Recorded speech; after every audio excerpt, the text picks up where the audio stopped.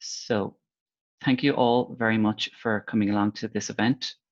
This is the second in a series of best practice webinars that Lean Business Ireland is hosting. Today we're going to be joined by Pat Culnan of the Leading Edge Group and David Murray from Unpost.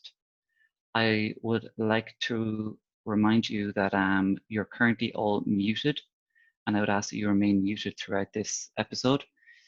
I would also ask if you have any questions for the panelists that you please use the chat function to ask those questions.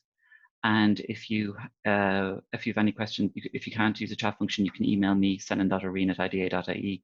You should have already received an email from me today, so it should be at the top of your inbox. And then finally, I would ask that please note that this event is actually recorded as well. It will be made available online. So if you're shy, you might want to turn your camera off, but we would appreciate it maybe if you left it on. That would be great. So all the details for this event are on leanbusinessireland.ie. We're also going to be hosting a webinar next week on cultural transformation within a financial services company. So if the services area is something you're interested in, it might be worth tuning into that. Again, you'll find more information on that on leanbusinessireland.ie. Without further ado, I'm going to hand you over to our main speakers tonight, Pat Culnan from Leading Edge Group and David Murray from Unpost. Thank you very much. Okay. Hello, everybody. Thanks very much for that introduction, Senan. So I suppose just to give you, maybe set the scene a little bit before we go into the presentation. So my name is Pat Culnan with the Leading Edge Group. Leading Edge Group has been supporting Unpost over the last number of years in creating a sustainable culture of continuous improvement.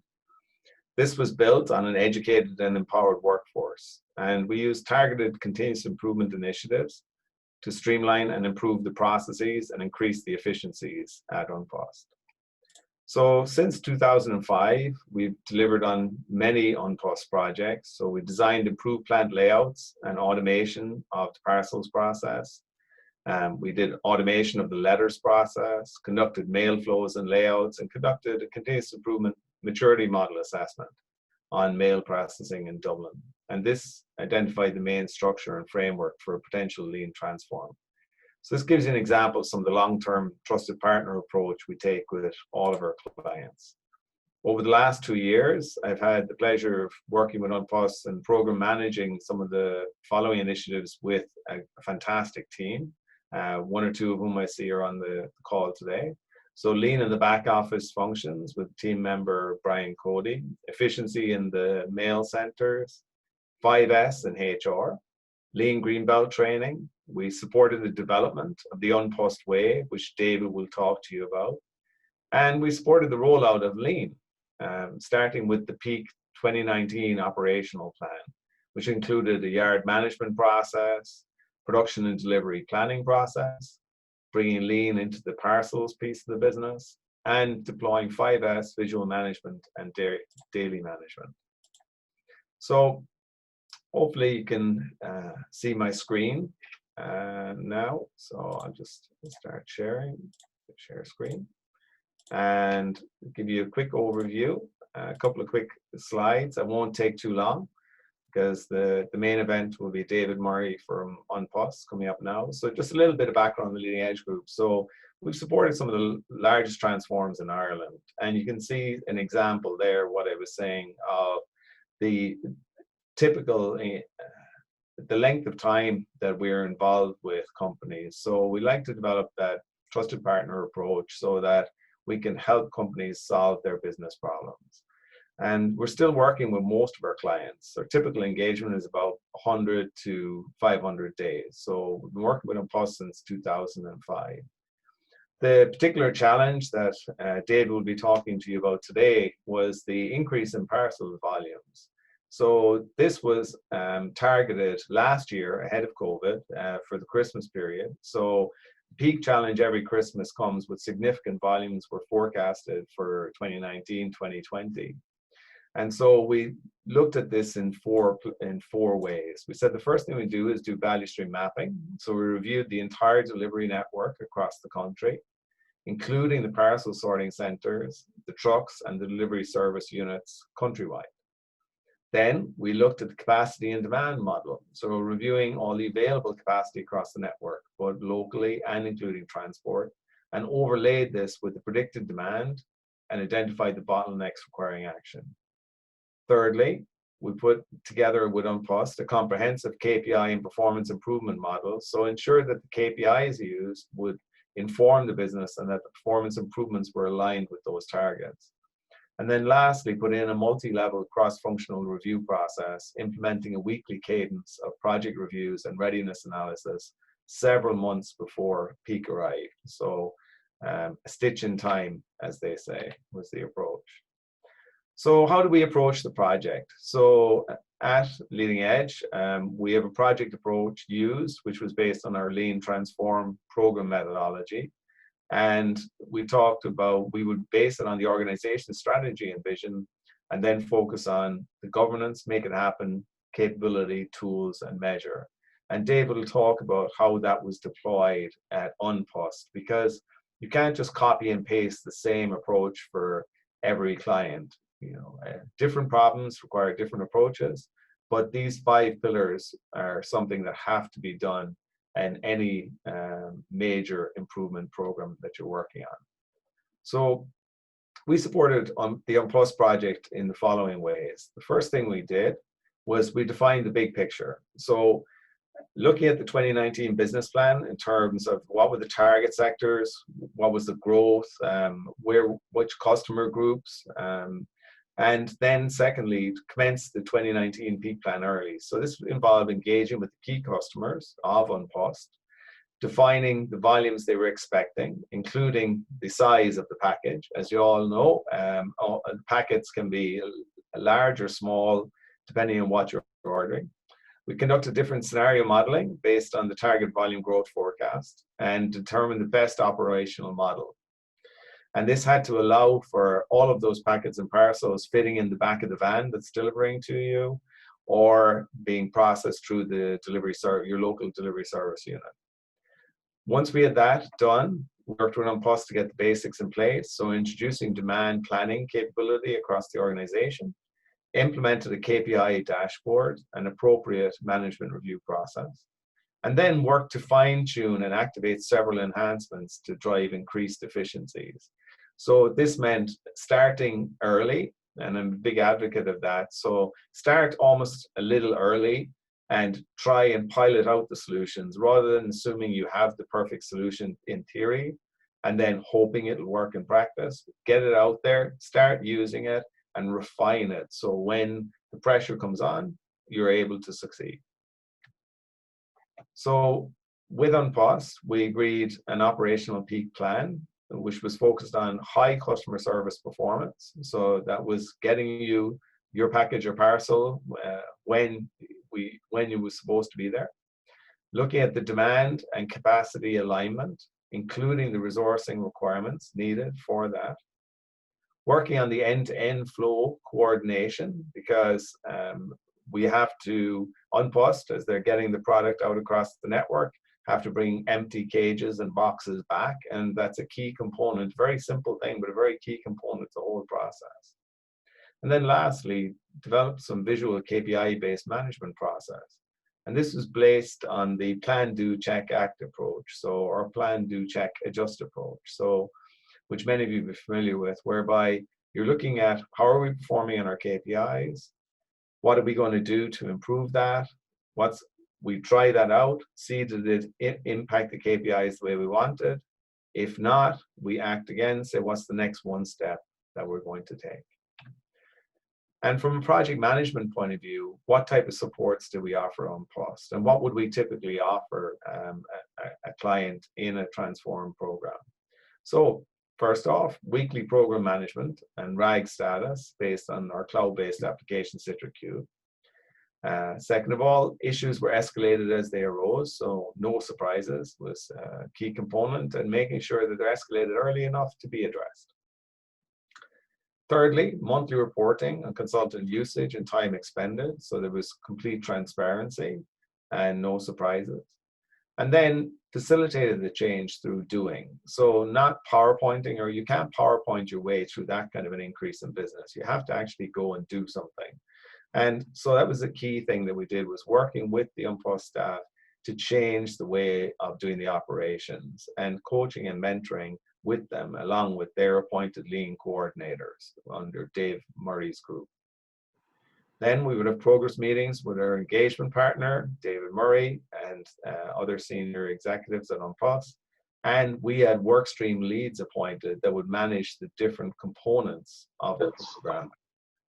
No one person can pull this off. It's a huge team effort. And so from our point of view, we would have work stream leads appointed, and David's point of view, he would have had partners on the Unpost side that would work directly with them. So there's just a quick screenshot of Citric Cube, our online web-based system for tracking project return and project status. And without further ado, what I will do is I will hand you over to David Murray and let him talk to you about the challenges and successes they had at Unpost. So I'll stop sharing there now, David. Okay. Mute. Up to me now. I'll share this. Share. Presentation mode. Is that up there now? Yep, you can see. Brilliant. All right.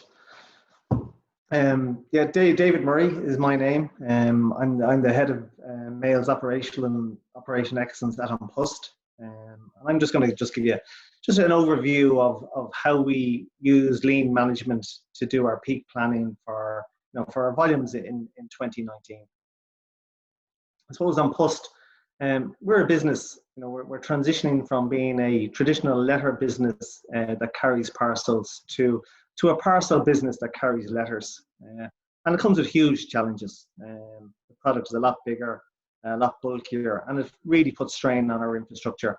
In 2019, our customers were making aware of this phenomenal growth that was coming at them. They were giving us forecasts where we were seeing 2 and 3x on the previous year. And when we were starting to map that out, we understood that, look, there was a massive challenge for us to grow with our customers and to be able to put in the infrastructure to meet their demands. Like the challenge for us really was to make sure we had, and what we were calling, it was a significant peak step change. What we did in 2018, we knew if we were to take the same approach in 2019, that just would not work. The infrastructure, the way we managed, just would not deliver the product that we were getting forecasted by our customers. What we do every year is we run a post-mortem, and it's called an after-action review, and we carried this out in 2019 Q1. And look, it's warts and all. It's very open. We go around all the different departments. We really get into what went well, and in our language we go, well, what went not so well. And look, there's always room for improvement, and that's what we look at. So we really, really got into this and understood, well, what do we need to do? What do we need to change if we're going to meet our customer demand for 2019? So at that point in time, we went outside and said, look, we're going to get additional support in to help us with this, and we asked for Leading Edge to come in to help us and develop a peak plan for us for 2019. And it all started, I suppose, when we mapped out, when we had a review with Leading Edge on our after action review. We sat down and we started to build up our value stream map. And that was really just to see, look, what is the as is? What is the current as is end to end within Unpost? Right from the point that we receive a forecast, right up to the point where we actually hand the product over to a customer. We examined what we call the growth pillars. Who are our big customers? What type of forecasts were they giving us? And how would that impact on our infrastructure? Like one of the key things, and we talked about it, is the volumetrics. At Christmas time, the volumetrics changed dramatically within the business, where people tend to buy larger, bulkier Christmas presents. So you're talking the bikes, you're talking the accordions, the pianos, the big toys. And they really do stretch our infrastructure. We mapped out what are all our critical constraints in terms of floor space, vans, buildings, people, transport networks, loading bays, right the way through. And that was all done through Gemba walks, understanding what our current capacity is and how does that meet our future demand. We also went through very much in detail how we delivered in 2018 and where the gaps were, what the model was, and really got a good understanding of that. And a lot of effort went into understanding, where we were in terms of our delivery performance, what was the new standard that our customers were expecting from us, and how are we going to achieve that.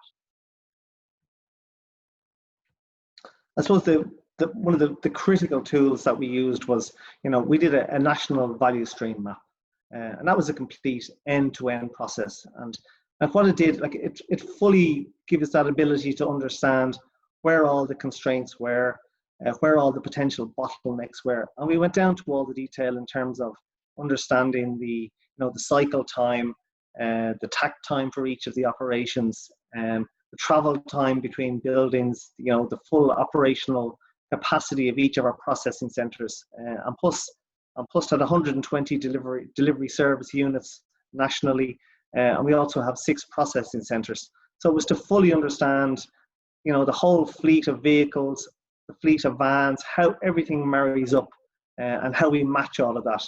And we really got into understanding, what is the current state, and identifying what do we need to do when we map out what the future state is going to look like. And that was what it was. It was taking our as-is current state process map and developing our future state process map. I suppose a significant change that we made for 2019 is we deployed an automated parcel sorting machine in the DPH, and this is really sort of the heart of the operation. And what critical here was to make sure that the inflows into this operation were balanced, and also the outflows as well, and to make sure that we weren't impacting on the capability and the capacity of the equipment, that we had everything aligned. People think that's simple. It's actually quite difficult to do, to marry everything up. You're talking high volume product here, to manage all the trucks arriving sequenced, to get them offloaded, to get the product through the machine, to get them off again, keep it in FIFO, keep it in sequence, and get it back onto the trucks and away and get it delivered. It took a huge amount of work, and I suppose Leading Edge were fundamental in developing that plan with us. One of the key things we did is we introduced Plan, Do, Check, Act, really as sort of the main methodology for managing the business during the peak, and we overlaid the whole Plan, Do, Check, Act methodology on top of our future state map. And what was required here was that we had our metrics, and they were managed daily, weekly, monthly, and they all rolled up. And what it did, it made it very transparent in terms of how the business was performing. And we really were able to take, the pulse of the operation, hourly, daily, weekly. We were managing the customer forecasts. We were seeing where we were against the demand. We were understanding exactly where we were in terms of arrival profiles. And that, it was fundamental having that in place. And again, just everybody understood it. Everybody understood what metrics they needed to report on. And again, it just rolled up so that it was very transparent. One thing we had to do was really engage with our frontline staff, and Leading Edge helped us develop what we call the On Post Way. This is used by a lot of companies. The Toyota Way model would be one that we're all familiar with. We developed what this program was going to be. We started with our own executive team. We took them through it. We took our unions through it as well, who very much bought into the program as well. We then took our frontline management through it, and then we took our own operators through it, really to explain to them what it all was about. And it's about these 5 pillars. It's the 5 pillars of operational excellence. You're talking about governance, making sure that we had the right structures in place, making sure that we had the right sponsorship in place, and that everybody understood what it was and bought into it. A lot of effort went into making sure that the correct capability was there in terms of training. We've had Six Sigma training previously within Unpost, and we built upon that. and we had the staff there that, you know, they understood it, and we were able to bring them up to speed quite quickly. We deployed full-time lean coordinators onto these sites to really drive the program on site, you know, and they were fundamental in actually driving the improvements into the business. The tools that we used, you know, visual management was key in this. We put visual management boards in key areas. We spent a bit of time understanding what KPIs do we really want to manage. We didn't overcomplicate it in terms of putting too many KPIs up. We simplified them. Safety was always the first one that we put up. And that's the way we started every huddle that we had at the start of a shift. We would always discuss safety first. And that really, I think the operators themselves really bought into that we'd always talk about safety first, you know, make sure that everybody that came to work, left work in a safe environment, and were able to operate. And one thing that we noticed that, like, slips, trips and falls, there was a dramatic decrease in slips, trips and falls within the operation. And absenteeism came down due to that. We have some key metrics. We simplified some of our key metrics. Effective cost per box. Effective labour cost per box was probably the key metric that we used. And we explained this to the operators themselves. This is what we're trying to drive down. And we saw a 25% reduction in effective labour cost per box just by implementing lean. And by sharing this, though, with the operators themselves. We had these, as I said, we have these daily huddles at the start of each shift. And people would make an effort to be there on time to get a good place at this. And what we were doing is we were really engaging. The frontline management had now had the opportunity to really engage with the staff. And you could see this spirit and the culture change completely when the staff themselves felt that they had an opportunity to give feedback. And there was discussions on how we performed the previous day. We would talk through who the big customers were coming in that day, where they were in terms of volumes. It was an open forum, very much where people could, they could express their ideas. They could express if there was an opportunity for improvement. They were always taken on board. The lean coordinators would always be part of these huddles. And if someone was making a suggestion, they'd talk to the lean coordinator, and we would implement what we call 8-tree improvements. And they're just quick improvements that we could make into the operation. And it was all there to drive improvement into the business.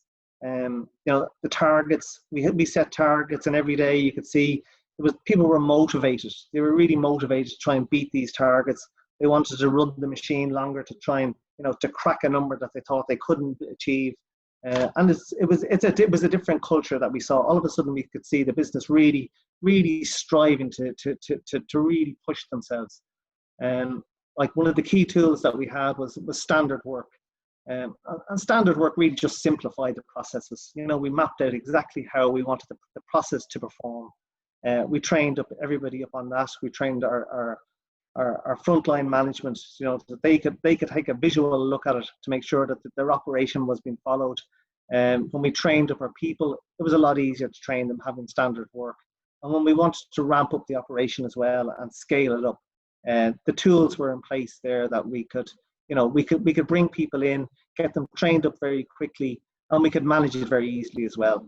Standard work was applied right from end to end. So when you're talking about taking the forecast, how we plan the trucks coming off, from the ferries to how we schedule them through, sequence them through the operation, offloaded them, all done through standard work. We even got it down to how we even dealt with the waste product and taking it away from the operation. There was standard work put in for all of those operations. And I suppose this was the big challenge, and it's what we call managing the twin peaks. Christmas peak 2019. It was a very successful peak for An Post. In terms of volumes, it was record volumes. Our quality of service improved dramatically, and customers were really, really, really happy with our performance. The way it normally works is that we get through Christmas, we get out of Christmas, we take a breath, and then there's a small hangover when we get to when the sales kick in, and that runs through January. This year, all of a sudden, the COVID kicked in, and we were asked to go again. And the systems and the mechanisms that we put in place for the Christmas peak, they all just kicked back in again. And the volumes have come dramatically at us now since week 12. And as COVID was in place and people were locked down, and people really have embraced this online shopping. The volumes have just dramatically increased, and it has stretched our operation dramatically. In terms of our infrastructure, we're trying to understand where is this new base now, because we would normally be well into planning now for the peak that's coming at us this year. We're now trying to understand how much of this new base is going to remain, how much of, how far has online shopping remained with us, and what we plan on now for the coming peak. And we also need to be cognizant that we're trying to manage all of this with social distancing in place. So capacity also in terms of space is being reduced. But it's a huge challenge, and it's one that we're really looking forward to as well. So really, that's it. So thank you very much. I hope that just gives you a good overview of how we went about it. Look, lean has been a real benefit to Unpost. It has definitely changed the culture within the operation, and changed the way we tackle each peak.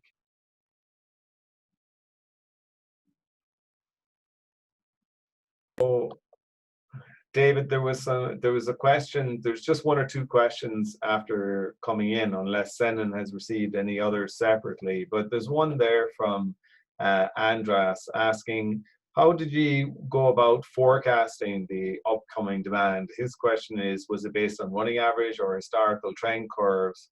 Or in your case, was it the demand that you're looking at is more customer based? So how did you go about forecasting the demand for the following year, excluding COVID? Yeah. So yeah, I suppose we would pick our top customers. So we have a number of contract customers, and we'd go out to them early on in the year, and we'd say we'd ask them for their forecast. So all the big contract suppliers to us would have a forecast. We'd map that forecast against where we are against the demand. And we would work our way through that. We take whether that's 70 or 80% of our top big customers, and we get a very good understanding of that. But we're also looking historically back as to what have they delivered in the past as well. So there is a bit of trend analysis to see exactly where they are against the forecast. Yeah. Well, there's some nice comments saying thanks to all the Unpost management and postal operatives for what they've done throughout COVID. And there's a question related to that there as well from Joe. Is this, what specific operational impacts will COVID-19 have on the business, and how can Lean help in the current environment? I suppose the big challenge for us is understanding how much of this new growth is going to remain. We've seen phenomenal growth over the last couple of months, and I suppose I walked Henry Street there the other day, and I've noticed there's still a lot of shops that still haven't opened up.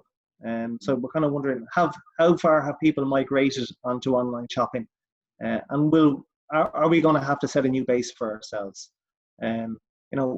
We were planning on where we would be at the end of 2020.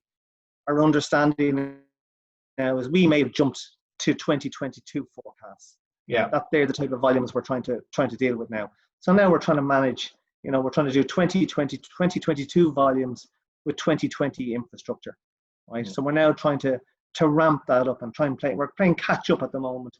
How do we put the infrastructure in place now? The challenge is to meet this new demand and to understand what this new base is going to be. But the lean is there now. The lean is there, and the mechanisms are there now. We have those in place, so it's building on those as well.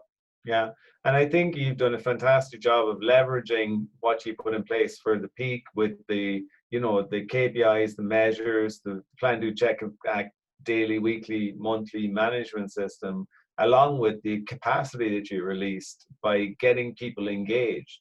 Even outside of like buying machines and equipment, just getting your staff so engaged in the process and showing them the metrics and involving them in improving the safety, released capacity, because people were more involved in the game, I think, as well for you, David. And you were people they enjoyed it. I've never. It's one of these things where it had an air of excitement about it.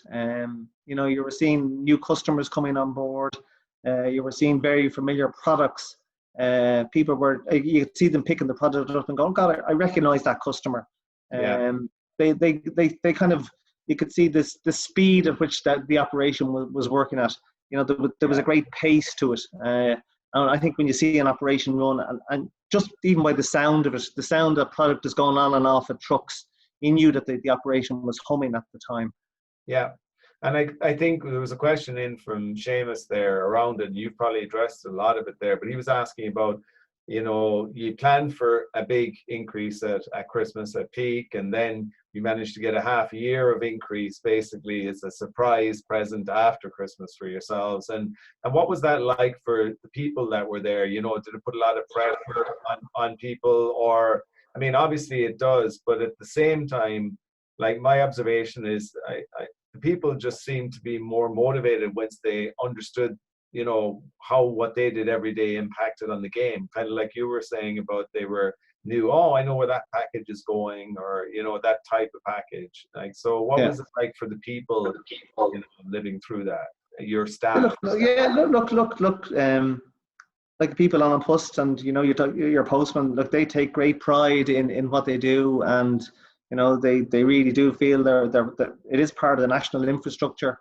You know, when you go into rural Ireland, the services they provide, and the additional services that they did provide in terms of, you know, calling into the elderly, the newspaper service. You know, you're talking about collecting prescriptions for people that were, you know, were isolating. You know, they were able to leave a note in their window, and the postman would go in, collect.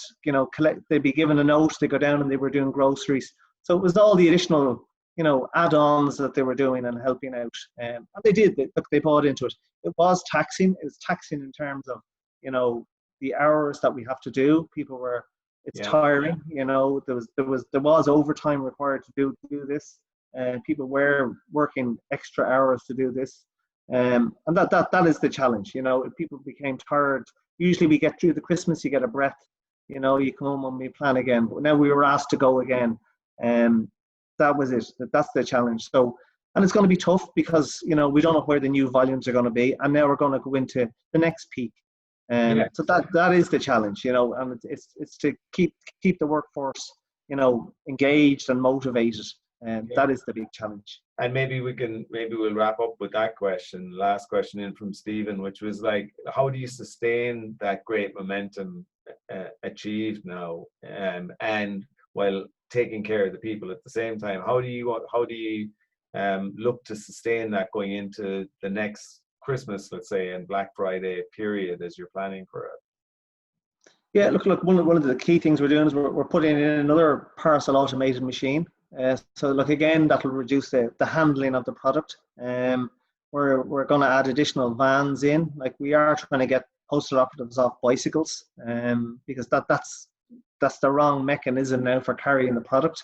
So we need to get additional vans in. Again, we're constantly looking at our buildings. You know, we're constantly looking at how we handle the product.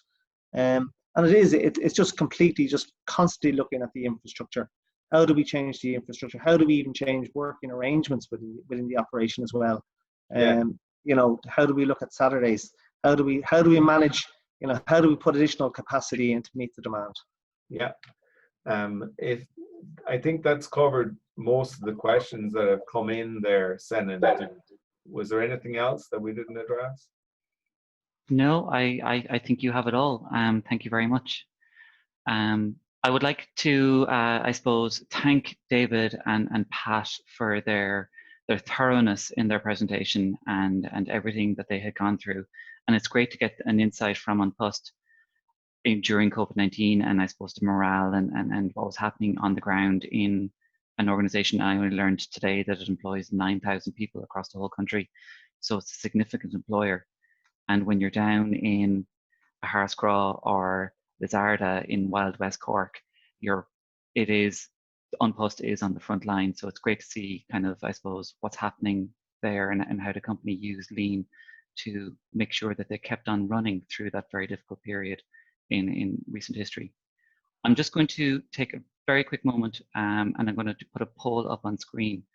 And this is, I suppose, just soliciting feedback from all the participants on, did you guys learn anything from today? Would you implement anything in your workplace based on the, I suppose, what you heard from David and the stories within Unpost. And while that poll is running, I'm also just would like to thank everyone that came on today at 6:30 p.m. on a Thursday in one of the warmest days of this summer. And I'm sure that we'd all be much prefer to be eating our dinner. But before we wrap up, thank you again to David. Thank you to Pat. It was a great story and we're very appreciative of it.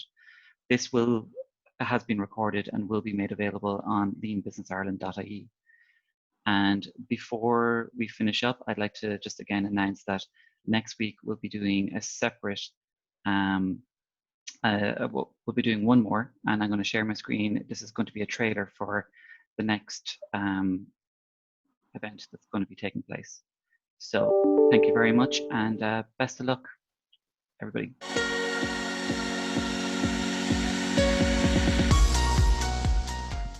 Hi, I'm Gary Corbett from SA Partners. This Thursday evening at 6:30 p.m, I will be giving a presentation on successfully applying lean thinking in financial services. We will discuss why it is important to focus on engagement and cultural change rather than just the tools and techniques. I will also be joined by Paul Gilday from Cairn. Paul will discuss the impact that has been felt within the business already. Registration link is below in the text. Places are limited, so I hope we can see you there. Thank you.